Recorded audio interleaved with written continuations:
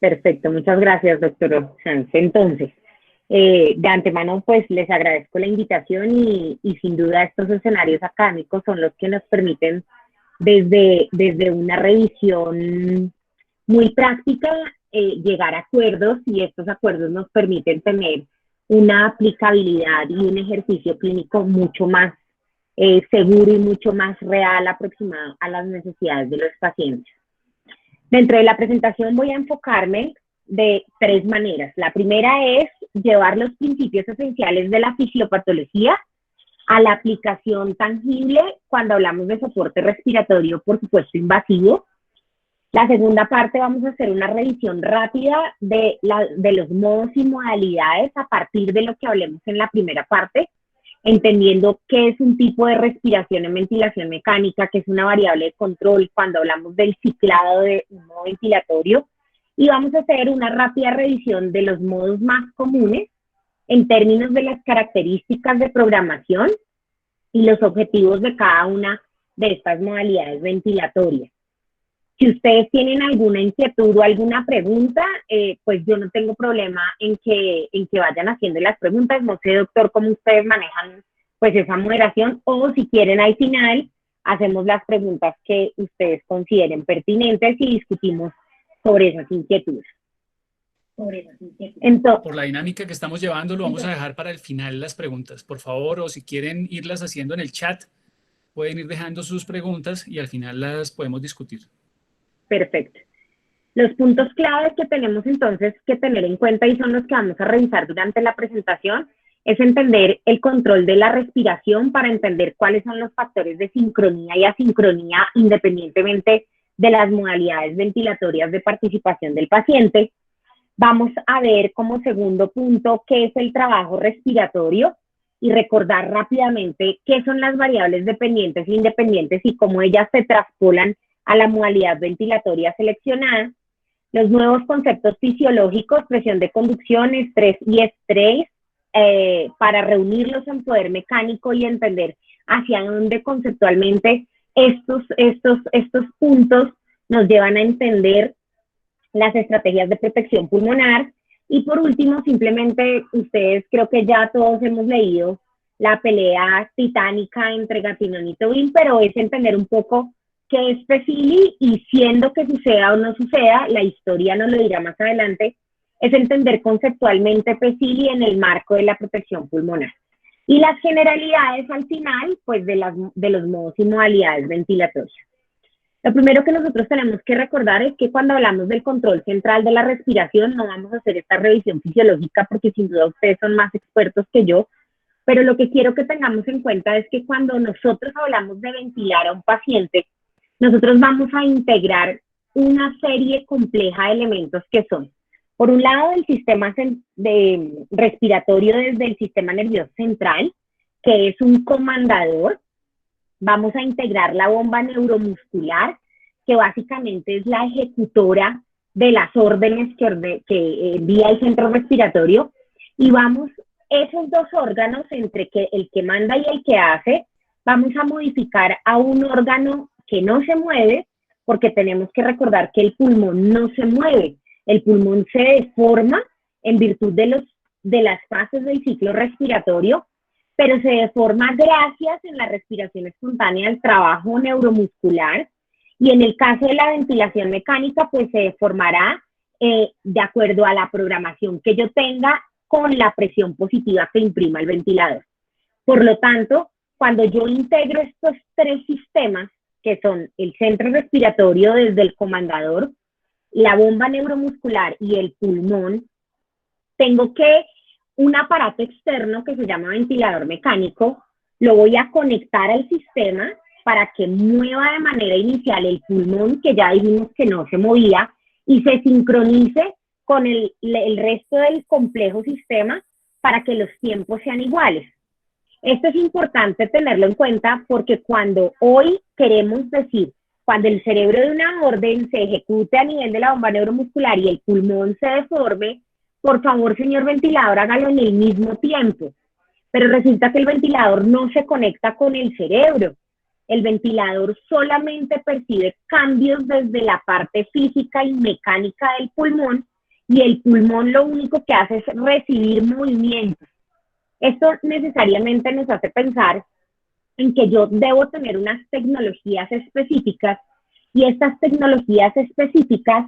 pueden ser ideales, que es lo que yo quiero tener, y lo ideal sería que por vía Wi-Fi el cerebro le dijera al ventilador en qué momento hacer la inspiración, pero eso no pasa todavía, por eso es la ideal y la soñada. Y tenemos unas tecnologías actuales que han desarrollado unos elementos que nos permiten facilitar la sincronización entre el paciente y el ventilador.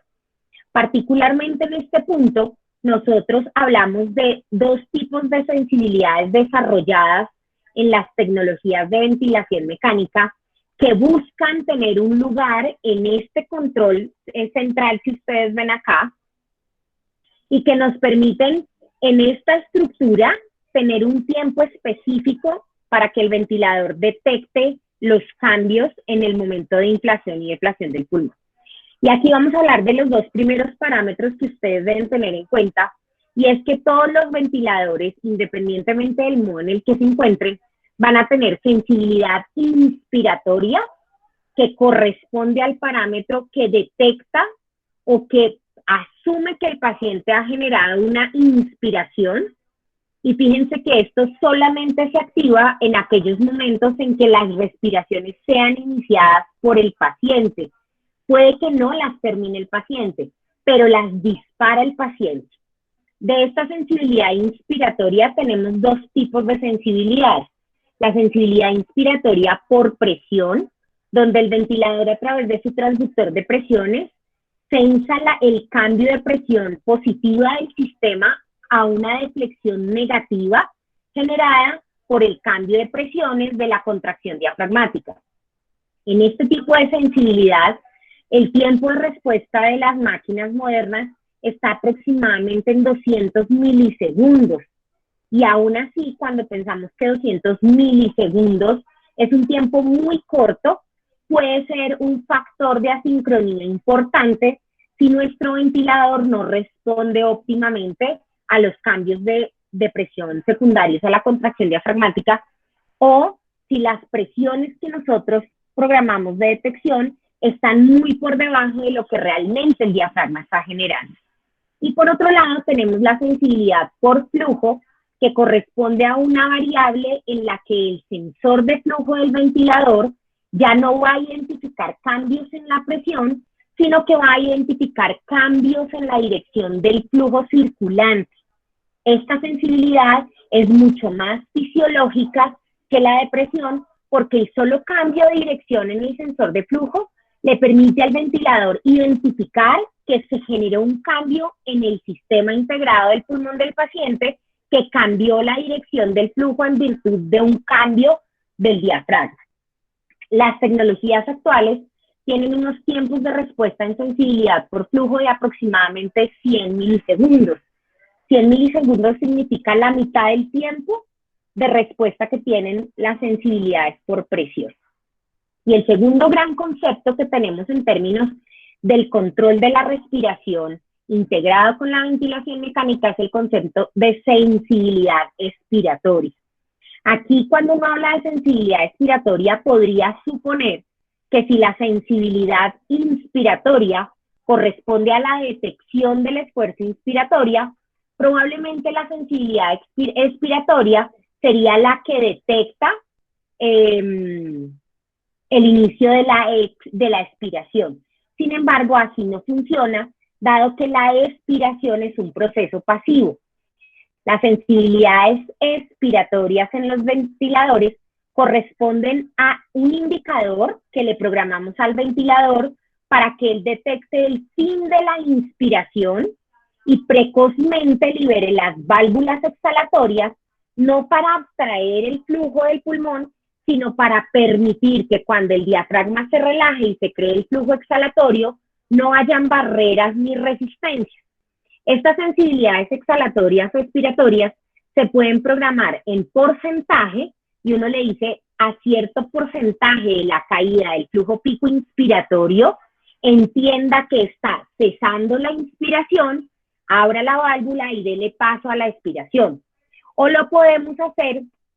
con un flujo específico dependiendo del ventilador que nosotros tengamos. Pero independientemente de que sea por determinación de un valor de flujo o por un porcentaje de caída, el concepto es el mismo: identificar precozmente el fin de la inspiración para dar paso a la expiración. Entendiendo entonces estos dos conceptos primarios básicos de la programación de cualquier modo ventilatorio,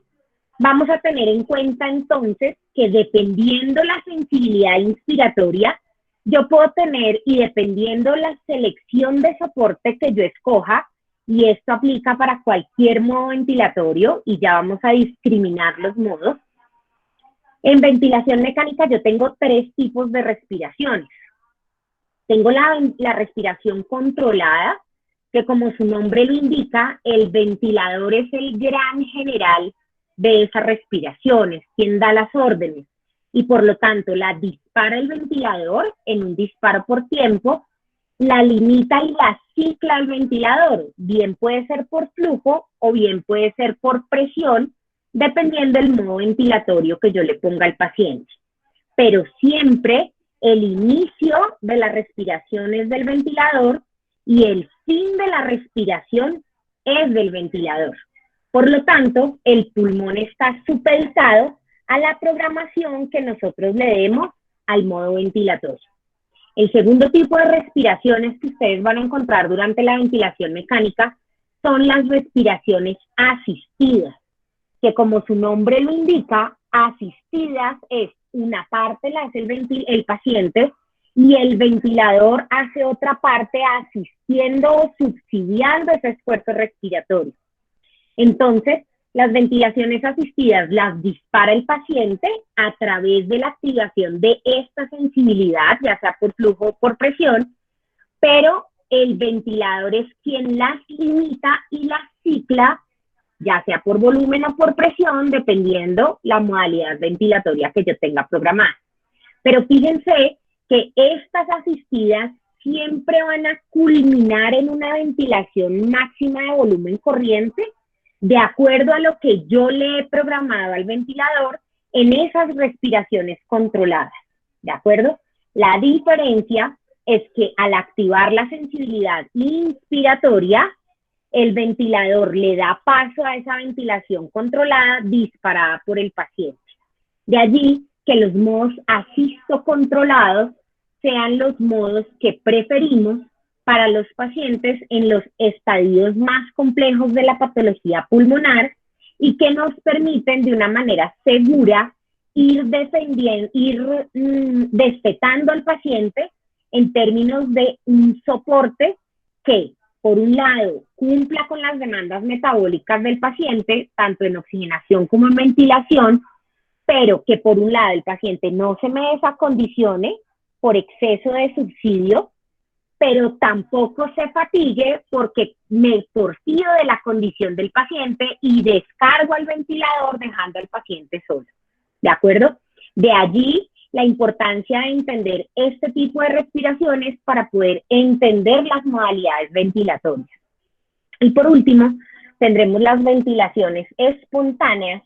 que como su nombre le indica, son generadas por el paciente, las dispara el paciente, las limita el paciente y las determina en términos de frecuencia el paciente. Sin embargo, en las respiraciones espontáneas hay un subsidio parcial intrarrespiratorio que normalmente damos con la presión de soporte, dado que entendemos que tener un tubo, unos circuitos, unas válvulas dentro del sistema, porque cuando intubo al paciente y lo conecto al ventilador, eso hace parte del sistema, tengo que subsidiar la sobrecarga impuesta por la vía aérea artificial. Entonces, normalmente las respiraciones espontáneas o bien están soportadas a través de PAS, presión proporcional, por una PPS, que es presión proporcional soportada, o por una presión de soporte convencional, dependiendo de la tecnología que tengamos, ¿de acuerdo? Dicho esto, entonces, cuando ustedes decidan ventilar a un paciente, La primera pregunta que ustedes deben hacerse es ¿qué tipo de respiraciones va a tener en la fase inicial su paciente? Y una vez el paciente empiece a interactuar con esas respiraciones asistidas, ¿hasta dónde van a dejar que él trabaje concomitantemente con el ventilador para pensar en una prueba de respiración espontánea donde dejen a un lado las respiraciones, ya sean controladas o asistidas del ventilador? Dicho esto, entonces, la primera parte, que es entender que el controlador, que es el cerebro, que es el centro respiratorio, da unas órdenes para que el pulmón, digámoslo en palabras castizas, se infle y se desinfle, y entender que el ventilador tiene unos controles de respiración en cada modo ventilatorio que buscan acoplarse a ese trabajo espontáneo. El segundo paso para entender la ventilación mecánica es ya no solamente quién dispara y en qué momento, sino entender el trabajo respiratorio como el objetivo final del trabajo impuesto por el ventilador mecánico. Recordemos entonces que el trabajo respiratorio básicamente es el ejercicio que va a tener el sistema para superar, por un lado, la resistencia elástica del sistema y por otro lado, todas las fuerzas resistivas que se oponen al flujo de gas, tanto en la caja torácica como en los pulmones. Dicho esto, entonces, tenemos claro que el costo de respirar es un costo metabólico basal que en condiciones normales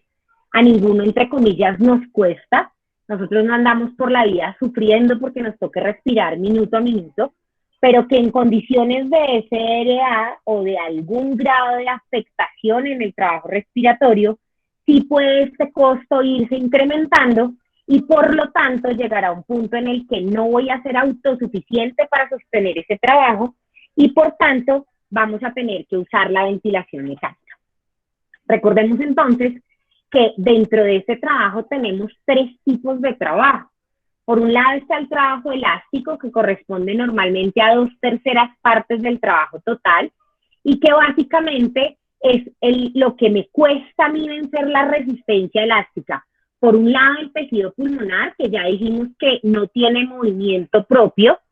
sino que se deforma en virtud de los movimientos externos de la caja torácica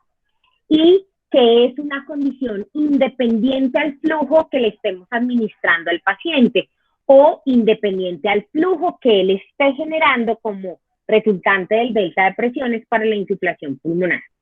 Por lo tanto, va a depender en primera medida de la distensibilidad pulmonar propia del órgano y va a estar altamente influenciado también por la distensibilidad de la caja torácica. Por tanto, es una determinante que resulta del verdadero volumen pulmonar que el paciente sea capaz de movilizar en determinado momento. Esto, en términos de energía, por supuesto, se va a almacenar como energía potencial. Por otro lado, tenemos el trabajo resistivo, que corresponde a 1/3 del trabajo total y que se deriva de la resistencia de la vía aérea al flujo y, por supuesto, de la resistencia tisular durante los movimientos tanto inspiratorios como exhalatorios. Por supuesto, va a depender del flujo aéreo que tenga el paciente y de la tasa de variación pulmonar en cada uno de los ciclos respiratorios. Este trabajo en términos de energía es un trabajo disipativo y por lo tanto no se almacena. Y por último, tenemos el trabajo inercial que, como su nombre lo indica, está asociado a la continuidad del movimiento tanto del gas como de los tejidos y va a depender de la masa tanto de la caja torácica como del pulmón. Digamos que es relativamente despreciable en condiciones normales y en ventilación mecánica normal, pero sí toma un valor diferente en términos del impacto cuando hablamos de ventilación de alta frecuencia. Aunque en adultos sabemos que estudios como el Oscar hacia acá nos han llevado a no pensar en una alternativa en adultos en la ventilación de alta frecuencia. En niños y en neonatos sí es muy frecuente el uso de este tipo de ventilación. Dicho esto, entonces, la importancia de entender el trabajo respiratorio es porque tenemos que entender qué es lo que yo quiero dar con el ventilador para subsidiar o para sostener al paciente en términos de ese trabajo respiratorio. Trabajo respiratorio en términos básicos es fuerza por distancia, es decir, una fuerza que tienen que aplicar los músculos de la caja torácica para generar un desplazamiento de la caja y a su vez una tracción radial gracias a la malla extrapulmonar del pulmón, haciendo así la generación tanto del flujo de ingreso como de la expansión y el volumen pulmonar. Esto en términos convencionales en una persona sin condiciones patológicas y ventilación mecánica depende básicamente de su trabajo espontáneo y de su sistema. Pero cuando nosotros hablamos de que el paciente va a estar conectado a la máquina, tengo que entender los componentes de ese trabajo, cómo los voy a subsidiar con el ventilador. Y aquí entramos a hablar de este aspecto que es muy importante, doctores, que ustedes lo tengan en cuenta. Trabajo respiratorio tiene unas variables independientes y tiene unas variables dependientes. Se llaman variables independientes, ya que nosotros tenemos la presión, el volumen y el flujo como las variables que se interrelacionan, pero que dependen propiamente del momento, de las condiciones pulmonares del paciente y de su caja torácica. Y se llaman independientes adicionalmente porque cuando vayamos a programar el ventilador, vamos a escoger una de ellas para determinar cómo voy a controlar el ventilador para modificar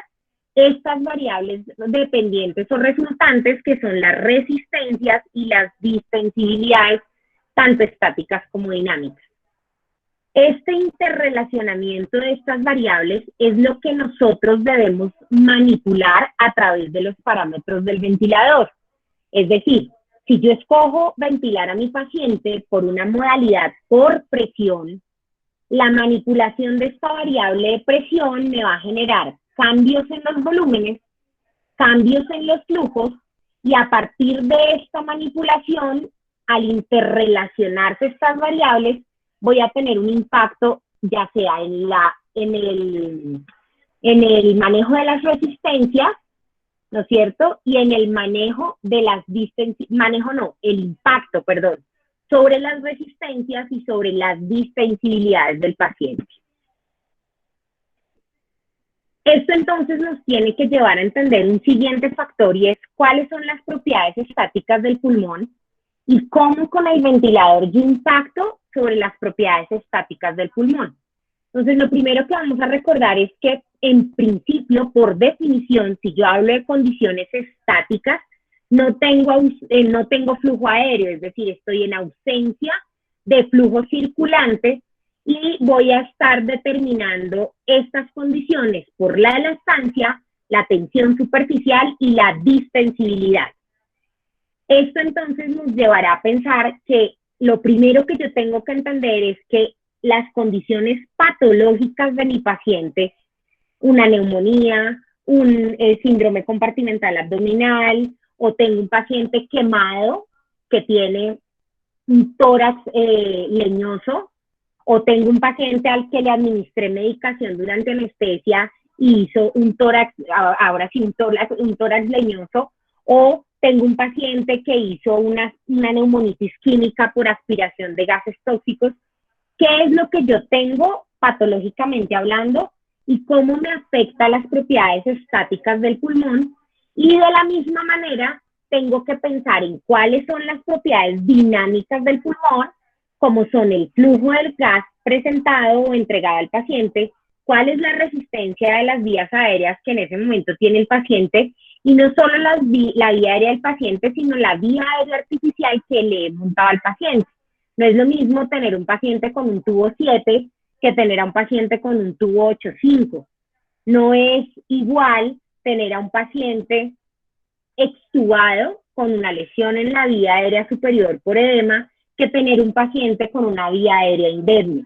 Por lo tanto, cuando yo pienso en ventilar al paciente y considero cuál es su estado, su estatus estático y cuál es su estatus en las propiedades dinámicas, esto me va a permitir determinar no solamente el modo con el que lo voy a ventilar,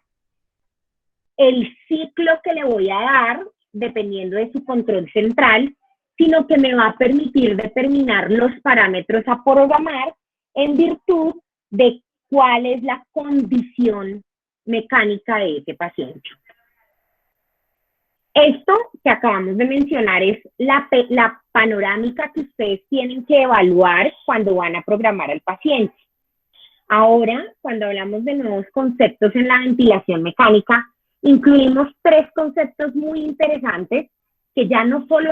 nos invitan a pensar no solamente en cómo está ese pulmón, cómo está el centro respiratorio y cómo está en la integración del sistema, sino que nos llevan a pensar de manera dinámica la interrelación de los movimientos del pulmón y las fuerzas entregadas en virtud de 3 conceptos. Uno, la presión de conducción,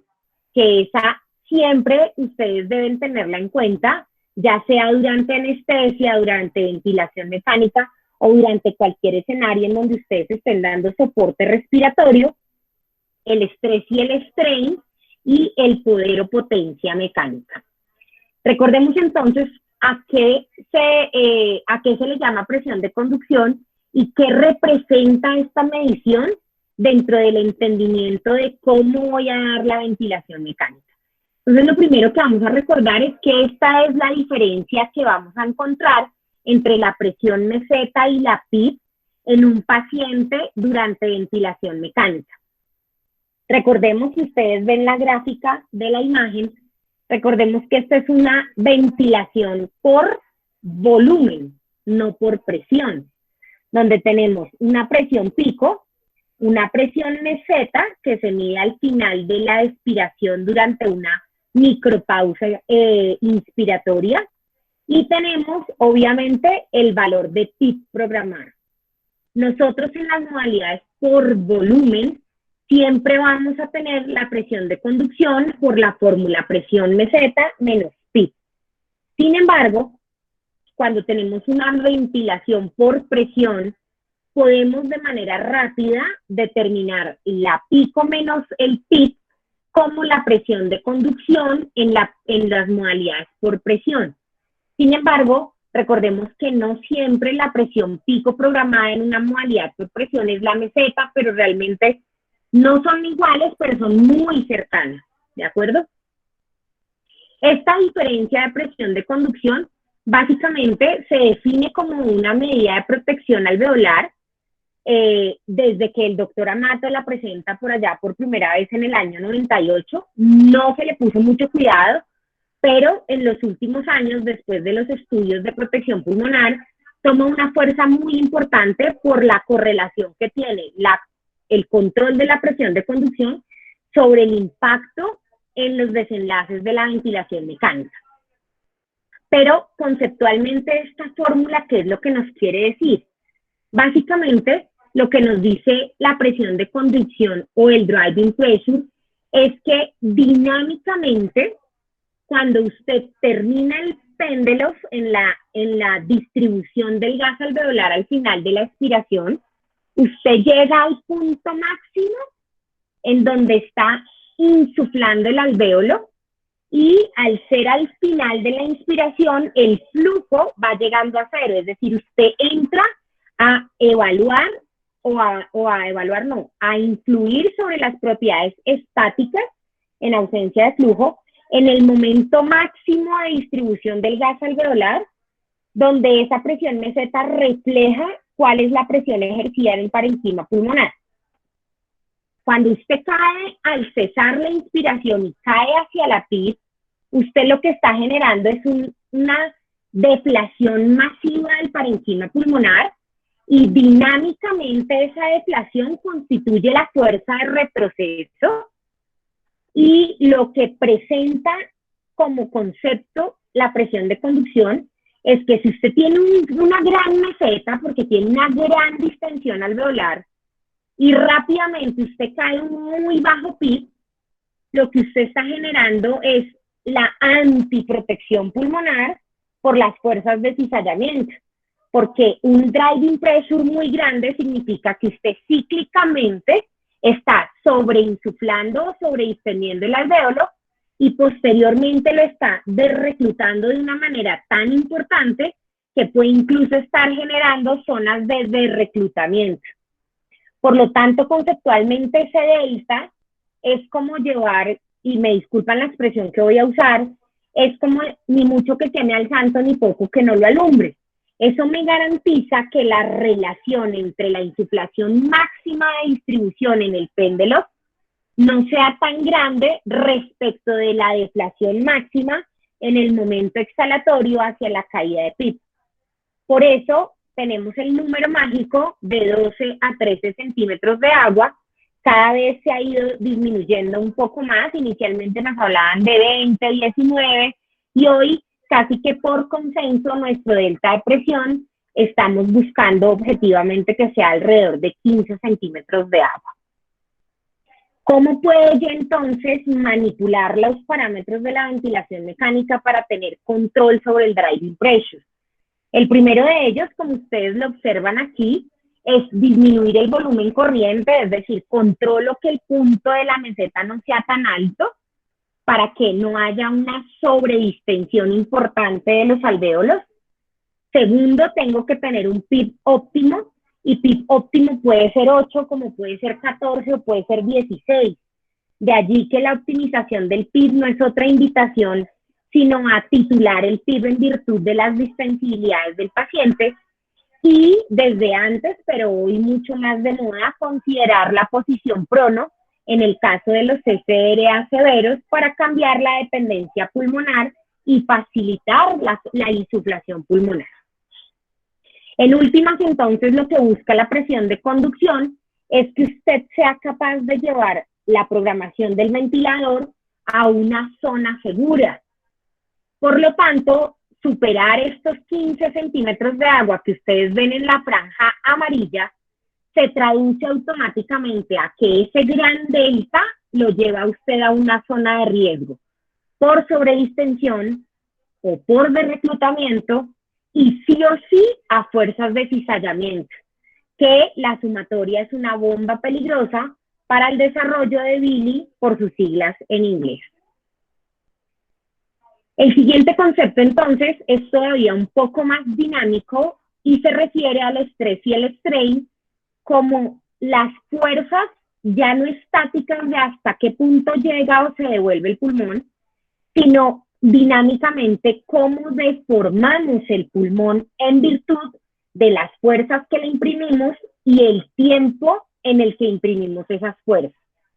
Definimos estrés como la presión de distensión o la tensión que le aplicamos a las estructuras del fibroesqueleto pulmonar durante la insuflación y que se pierden o se retraen durante la deflación.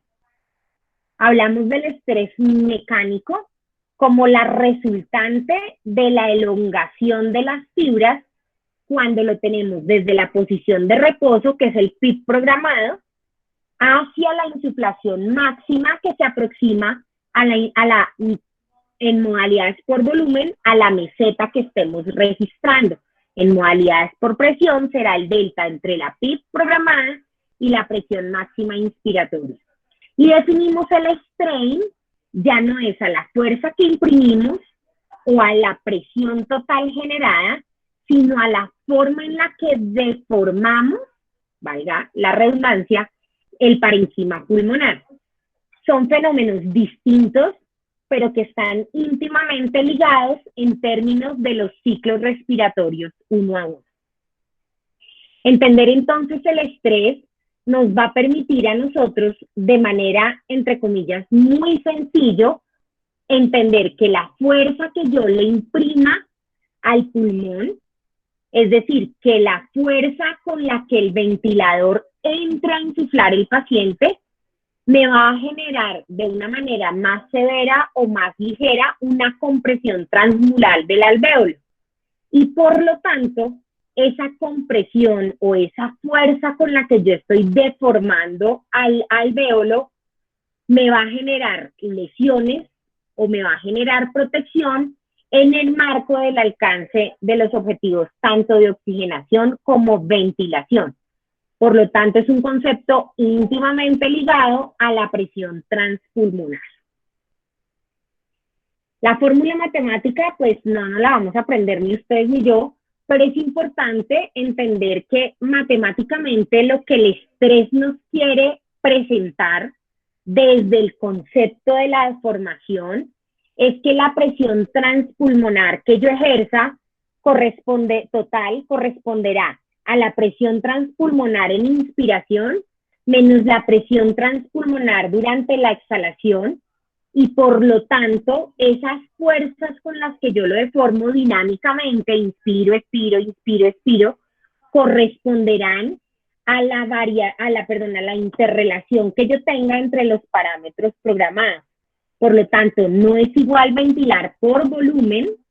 y deformar en una entrega de flujo cuadrático o decreciente cuando estoy por volumen, a ventilar por presión en un flujo 100% decreciente. La forma en la que yo lo deformo sí tiene un impacto importante y no solamente el valor final de la deformación. Recordemos entonces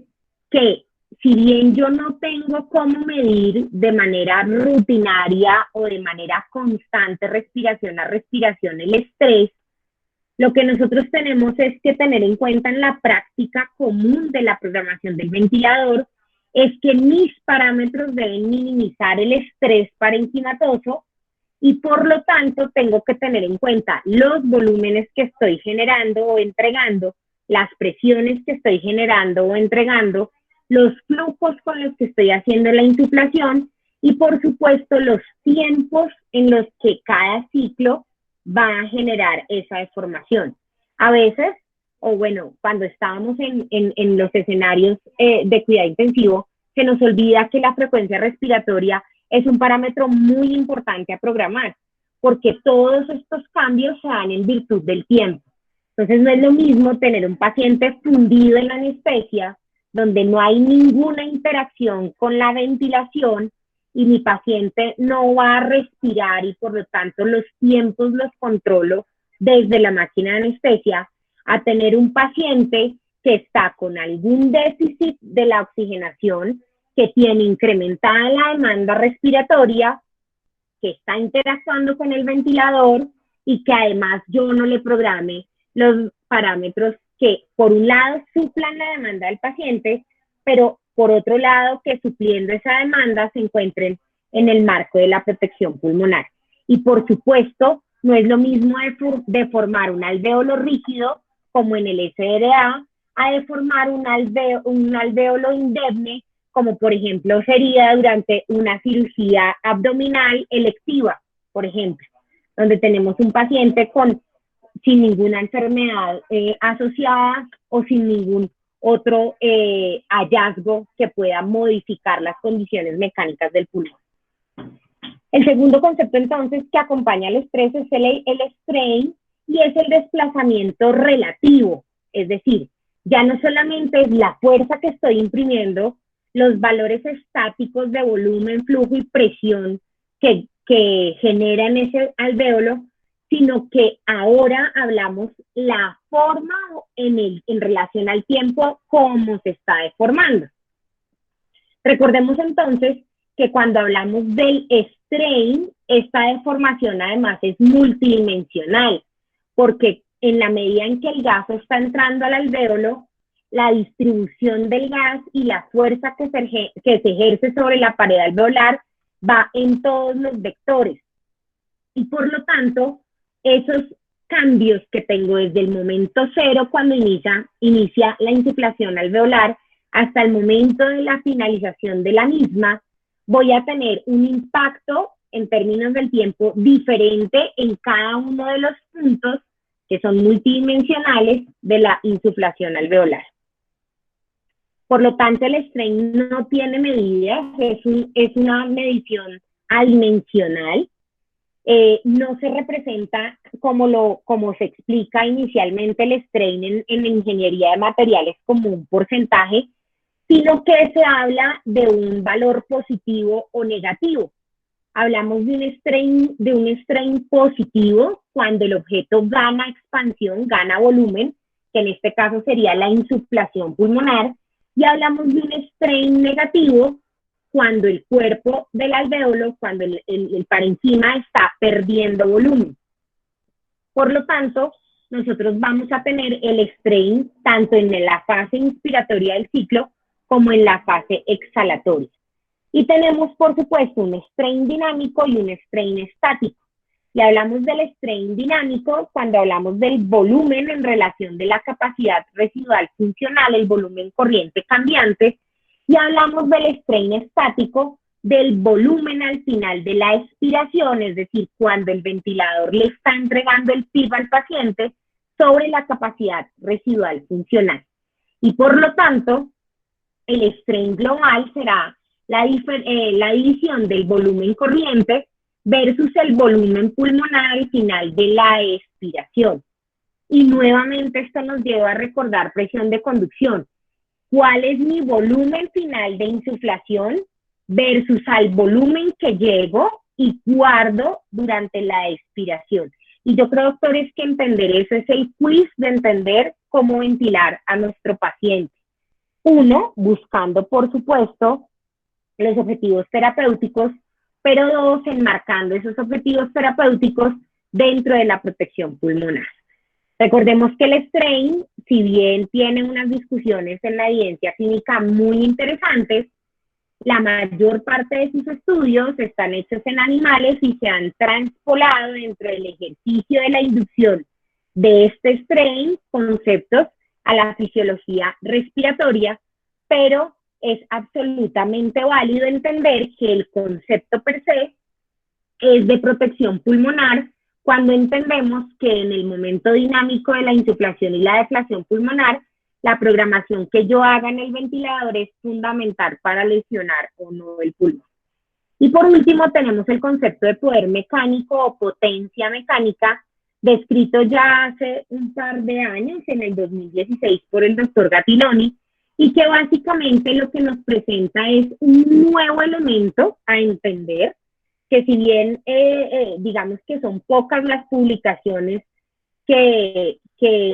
hablan del poder mecánico en términos de seguimiento, sí desde el concepto teórico y desde el concepto fisiológico, complementa todo lo que hemos venido hablando en el entendimiento de que la energía ni se crea ni se destruye, sino que se transforma. Y por tanto, hablamos de que no solamente es hasta dónde insuflo o desinflo el pulmón, en qué tiempos lo hago, cómo lo estoy deformando, sino adicionalmente entender que la energía que yo le imprima a esa deformación también es importante. Y esto, doctores, para quienes, sus profes que tienen un poco más de años en el ejercicio de la práctica, ustedes residentes son muy jóvenes y supongo que ninguno conoció un Servo 900 o un Mar 7. Después de esta charla, busquen en internet y miren esos ventiladores Mar 7, que por allá en los museos hay bastantes, y el Servo 900 eran equipos que no tenían todo lo que tienen los equipos de ahora, ni en sensores, ni en transductores, ni en monitoreo, ni en tiempos de respuesta. Por lo tanto, tener esos ventiladores era como tener un tractor de una finca para podar el antejardín de la casa. Sí, entonces uno dice, pero un tractor, no, pues de qué poda, pero pues seguramente no se lo va a podar el pasto, sino va a quitar la mata, la flor, etcétera. Esos ventiladores eran equipos con mucha fuerza, que imprimían una gran energía, pero que en esa impresión de esa energía podían lesionar de manera importante, y de allí que hablábamos de SRA secundarios a Billy de 50 o 60% de los pacientes en UCI hace 30 o 35 años, y hoy el factor de incidencia, bueno, quitando al COVID, el factor de incidencia de SRA es mucho menor, mucho de ello en virtud de que tenemos menos posibilidad de inducir lesión con el ventilador. Dicho esto, entonces, nosotros tenemos que entender el concepto de potencia mecánica como esa fuerza desequilibrada que nosotros le imprimamos al pulmón para alcanzar el desplazamiento o la distancia de desplazamiento, y que en esa fuerza desmedida de trabajo por unidad de tiempo lesionamos al pulmón o lo protegemos. Por lo tanto, lo más bonito en la propuesta teórica del poder mecánico es que es la verdadera forma en la que integramos los volúmenes del sistema, la presión de conducción del sistema, el flujo circulante que le demos a la modalidad ventilatoria y a los parámetros programados, donde vamos a integrar el entendimiento de las resistencias ofrecidas tanto por el sistema como por la vía aérea artificial, entender como un parámetro primario la frecuencia respiratoria. Doctores, yo sé que en anestesia esa parte, durante el acto anestésico, pues ustedes entran a controlar al paciente y retoma valor cuando lo van a extubar, pero en cuidado intensivo el escenario es completamente distinto y la frecuencia respiratoria es muy importante, no solamente por el concepto primario que veíamos de sincronía, sino porque la frecuencia y los tiempos que yo le dé a la frecuencia me van a permitir dinámicamente integrar todas estas variables de protección pulmonar y, por supuesto, el famoso PIB, que todos siempre estamos pensando, ¿y cómo lo proyecto mejor? ¿Y cómo lo fijo mejor? Pues en esa titulación del PIB ya no solo basta con tener un PIB óptimo, sino que la integración en términos de fuerza, tiempo de formación y elongación es absolutamente importante. Esto es simplemente, como les digo, estas fórmulas, pues ni más faltaba que nos las aprendamos de memoria, sino que simplemente lo que les quiero mostrar con esta fórmula de poder mecánico del sistema respiratorio es que es muy interesante ver la propuesta de la aplicación fisiológica desde el modelo matemático y del entendimiento de la mecánica ventilatoria. Para terminar entonces, básicamente lo que nosotros queremos con el poder mecánico es entender que la energía que yo necesito para la insuflación pulmonar y por tanto para la respiración, tanto con su componente de oxigenación como de ventilación, es diferente si mi PIB está en 0 y yo tengo que arrancar con un sobretrabajo para vencer la elastancia del parénquima pulmonar, a tener un trabajo respiratorio con algún nivel de PIB, donde si tengo un PIB óptimo he vencido la primera fuerza resistiva de apertura. Y por último, entender que una vez yo venzo esas fuerzas para poder generar la expansión pulmonar, la energía restante empleada va a ser para la circulación constante del gas, y aquí pues claramente ya no solo es el abrir el parénquima, sino vencer las fuerzas resistivas de las vías respiratorias y por supuesto de la vía aérea artificial. Entonces, el concepto finalmente es si esta potencia puede ser deletérea o no. Y aquí la pregunta es casi intuitiva. No es lo mismo insuflar a la brava con una megaturbina que va a abrir la estructura por más rígida que sea, incluso si el costo es reventarla,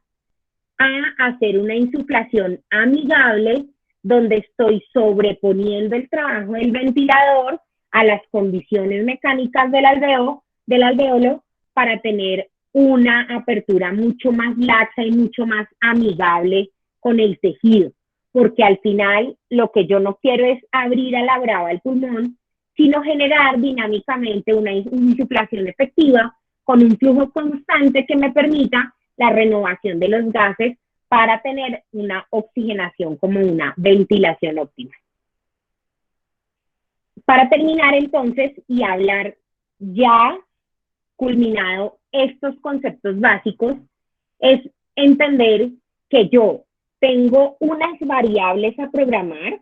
a partir o en virtud de la fisiología que estoy evaluando el paciente, y esto, doctores, implica que ustedes cada turno, cuando llegan en la mañana, cuando hacen la revista de la tarde y cuando hacen la revista de la noche, tienen que irse, parar frente al ventilador, llamar a su terapeuta y hacer un trabajo en equipo para entender todos esos numeritos y gráficas que salen en la pantalla, cuál es el mensaje final desde la mecánica que les está entregando el paciente. Y en virtud de esos hallazgos, establecer si estoy ante un pulmón complaciente, si estoy ante un pulmón no complaciente, si estoy ante un pulmón complaciente pero muy resistivo, o si tengo un paciente que además de tener unas altas resistencias, tiene una baja distensibilidad, o si simplemente yo tengo un pulmón que es complaciente, que no me ofrece grandes resistencias, pero que definitivamente tengo muy mal programado porque no he reconocido que ya tiene participación de trabajo espontáneo, por ejemplo, como muchas veces pasa cuando levantamos la sedación, que nos damos cuenta del trabajo es cuando el ventilador pita por la sincronía y no fuimos capaces de identificar la sincronía en las gráficas antes de que clínicamente el paciente mostrara la pelea. En otras palabras, lo que nosotros tenemos que hacer es programar un ventilador en el que yo consiga los objetivos de oxigenación, renovación de los gases, apertura del parenquima pulmonar y a su vez tenga un retroceso pulmonar que me permita generar una adecuada ventilación sin de reclutamiento o colapso alveolar en el marco de respiración a respiración, es decir, entender que lo que yo hago en una respiración lo tengo que multiplicar por las 18 o 20 respiraciones por minuto, que además lo debo multiplicar por 60, que son las respiraciones en la hora, y luego lo debo multiplicar por 24 horas del día, es decir, que no es una respiración mal dada o bien dada, sino que se traduce a dinámicamente todo el periodo ventilatorio. Y por último, simplemente quiero mencionar la PECILI, como les mencionaba, esta peleilla que hay conceptual entre el doctor Tobini y el doctor Gattinoni, pero básicamente el concepto de PECILI es entender, o la propuesta más bien, es entendida como que el exceso de fuerza en el trabajo espontáneo también puede generar la lesión pulmonar de la misma forma en la que el exceso de fuerza de insuflación a través del ventilador lesiona el pulmón. Es decir, que yo me puedo dar bien duro con un palo en la cabeza, así como alguien puede coger ese mismo palo y ponérmelo en la cabeza. ¿De acuerdo? Esto es una propuesta, digamos, que está en caliente, que no tiene una evidencia fuerte a favor ni tampoco en contra, y que seguramente estudios posteriores nos darán una respuesta respecto a si ventilar al paciente previniendo la lesión autoinfligida dependerá de ventilar por volumen o por presión, dependerá de hacer o no una relajación temprana, o si nos direccionará a incluir en nuestra práctica clínica regular la utilización, por ejemplo, de la medición de la presión esofágica. En conclusión, doctores, ustedes tienen que, y espero con la charla de hoy, llevarse en su cabeza que ustedes deben tener claro que la ventilación mecánica debe integrar el control de la ventilación determinado por la participación del paciente y o la sedación y o relajación que ustedes administren, el entendimiento del trabajo espontáneo del paciente cuando se lo permitamos y entender que ese trabajo espontáneo yo debo subsidiarlo, ya sea con ventilaciones asistidas o espontáneas, dependiendo del momento de la enfermedad o si estoy pensando o no en extubar al paciente. Y por último, doctores, que yo sé que no hace parte del ejercicio diario, pero es el deber ser que ustedes cuando evolucionen a su paciente se tomen el tiempo de aprovechar toda la información que nos da el ventilador, tanto numérica como gráfica, y eso es lo que hace la diferencia entre quienes ventilábamos por allá a finales de la década de los 90 y quienes ventilamos hoy, porque a quienes alcanzamos en esa época a ventilar, pues nos tocó ventilar en sprint, y ustedes hoy ventilan con Lamborghini. Entonces, doctores, el reto es y el entendimiento de estas condiciones. Solamente les pido que por favor se lleven esta gráfica en su cabeza. Si ustedes tratan de ejecutar este abanico, cada vez que evolucionen y programen el ventilador de su paciente, ya tienen una ventilación ganadora. No sé si se les vayan a morir más o menos, pero por lo menos no van a tener un mayor factor de empeoramiento por mal manejo de la ventilación mecánica. Y esto se traduce en tener en cuenta siempre su presión plató, evitar un PIB innecesariamente alto, tener una presión de conducción por debajo de 15 centímetros de agua, tener una presión transpulmonar inspiratoria no mayor a 20 centímetros de agua, ventilar siempre con volúmenes corrientes bajos, restringir la frecuencia respiratoria y los flujos, dado que el tiempo es la variable fundamental en el entendimiento dinámico de la mecánica, tratar de llevar a su paciente a un strain bajo, es decir, no lo deforme bruscamente, sea amigable con la deformación del pulmón. Pensemos que en la lesión pulmonar siempre habrá cabida para la hipercapnia permisiva. Siempre recordemos usar la FiO2 lo más baja posible. Ventilar con FiO2 de 1, pues seguramente alcance mejores saturaciones, pero ¿cuál es el chiste? Tenemos es que hacer la intervención desde lo mecánico y no desde lo químico. Y por último, pues, ¿cuál es el poder de conducción? Es decir, en ese contexto de interacción paciente-ventilador clínico, ¿cuál es la mejor forma de programar al paciente para que tengamos el mejor de los resultados y desenlaces en un marco de menor factor deleterio? Esto entonces, doctor Hans, pues era lo que quería compartir hoy, desde el entendimiento fisiológico hacia los parámetros ventilatorios y en virtud del tiempo, doctor, no sé si usted ya le da paso a las preguntas.